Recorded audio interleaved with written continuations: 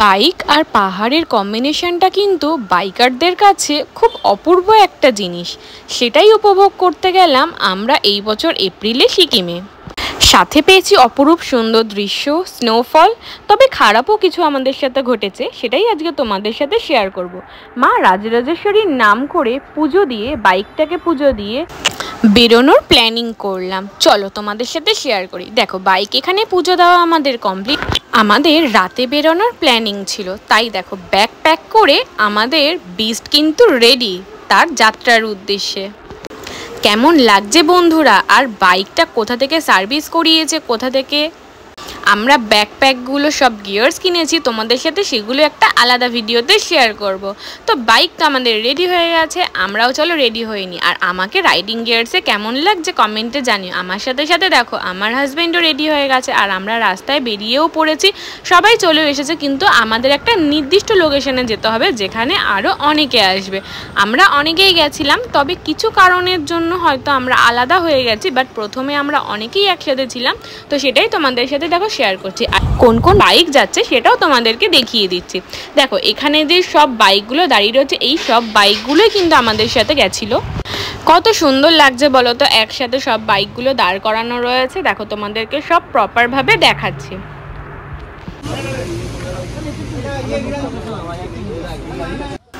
তো এখানে কিছু অ্যাডমিন ব্রিফিং দিল, দেওয়ার পর এবার আমরা বেরিয়ে যাব একদম উদ্দেশ্যে। কলকাতা থেকে আমরা পৌঁছাবো শিলিগুড়িতে, কিন্তু তার আগে অনেক জায়গায় আমাদের দাঁড়াতে হবে। আমরা রাতে বেরিয়েছিলাম, তো রাতে ডিনারও ছিল, ব্রেকফাস্ট ছিল, সব তোমাদের সাথে শেয়ার করব। তো দেখো এখানে ও বেরোচ্ছে বাইকটা নিয়ে, কেমন লাগছে কমেন্টে অবশ্যই জানিও। তো অনেকটা পথ চলার পর আমরা কৃষ্ণনগরের কাছে একটু দাঁড়ালাম। আসার পর আমরা এখানে দাঁড়ালাম, আলটিমেটলি সবারই ঘুম পাচ্ছে, তাই একটু চাটা খাবো। তো সবাই এখানে দাঁড়ালাম, বাইকগুলো দেখো ওদিকে দাঁড় করিয়েছে, এই যে এটা। তো চা খেয়ে আমরা এবার সবাই বেরিয়ে পড়লাম আমাদের ফার্স্ট পয়েন্ট শিলিগুড়ির দিকে। রাত পেরিয়ে ভোর হলো প্রায়, তখন সবারই চোখে একটু ঘুম ঘুম। আর সকাল মানে বাঙালিদের চা তো লাগবেই, তাই আমরা সামনেই একটা ধাবা দেখতে পেয়ে দাঁড়িয়ে পড়লাম, চাটা খেয়ে আবারও বেরোলাম।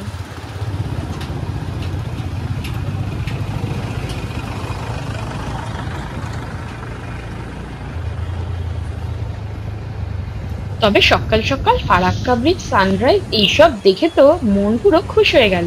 ওফ, অপরূপ সুন্দর লাগছিল। তবে এখানেও অনেকটাই জ্যাম ছিল, তাও আমরা চেষ্টা করেছি জ্যাম কাটিয়ে তোমাদের সুন্দর দৃশ্য দেখানোর জন্য। বাইরে বৃষ্টি পড়ছে, তাই আমরা এখানে একটু কফি খেতে বসলাম। মানে আমার প্রতিদিন খাবে কফি, আর আমি খাবো লিকার চা।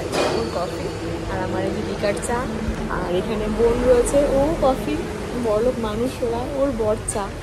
আর বাইরে দেখো তোমাদেরকে দেখাই, বাইরে প্রচণ্ড পরিমাণে বৃষ্টি পড়ছে, বাইরে প্রচণ্ড পরিমাণে বৃষ্টি পড়ছে। ঠিক আছে, আমরা যেতে পারবো না। যে ও আগে থেকে রেনকোট পরে বসে রয়েছে, চা হাতে নিয়েও হেভি ওয়েদারের ফিল নিচ্ছে। একদম পাহাড়ে এসে পাহাড়ি ওয়েদারের ফিল সোমনাথ সবার প্রথম নিচ্ছে।